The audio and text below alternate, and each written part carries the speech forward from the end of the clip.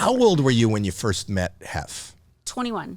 And he was like in his 70s then, wasn't he? 80s. 70s, you're right, 75. That's so freaky to me. Yeah, I can see how you think that. Yeah, you can see how I think that? 100%. that when you were 21 and he was in his 80s, so he was in his 60s. Is that the same as the and you weren't born yet? No.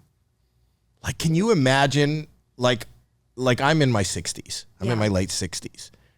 Can you imagine that it's possible, and it won't be, but that I could have sex with somebody who's not born yet? Yeah, I think as I got older, I start to see how messed up it is. And obviously at the time I knew it was weird and everybody else would think it was weird. You never thought it was weird? I mean, in some ways, yeah, but in a lot of ways, this was just somebody that I was just blown away by. Like, I looked up to him because so he was much. a celebrity. I thought he was so amazing. Exactly. And he'd accomplished so much. And I would go, I met him because I was invited to the parties, and I was invited to these pool parties they'd have on Sunday, which were pretty intimate. There weren't a lot of people. So you'd interact with him and his friends a little bit, and he just seemed like such an amazing, accomplished person and such a gentleman, and was so smart, and he loved these old movies, and I loved coming to watch the old movies.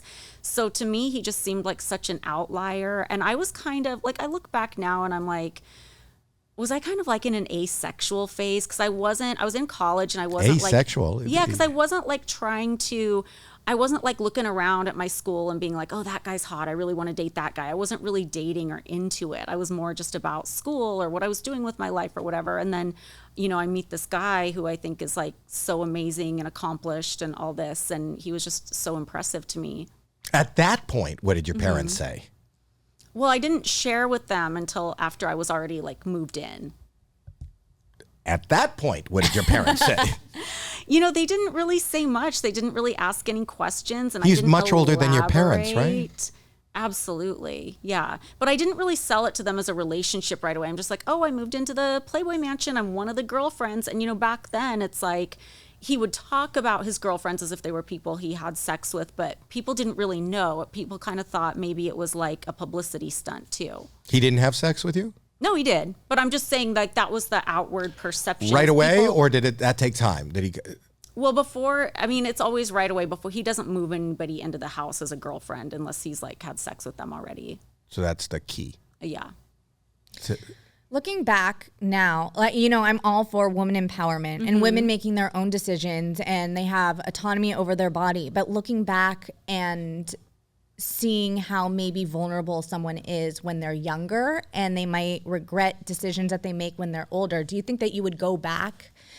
Do you think there should be some oversight, even in the world of reality television, and make sure that these girls or these women are in a place to be making these decisions that they're making that could be life altering?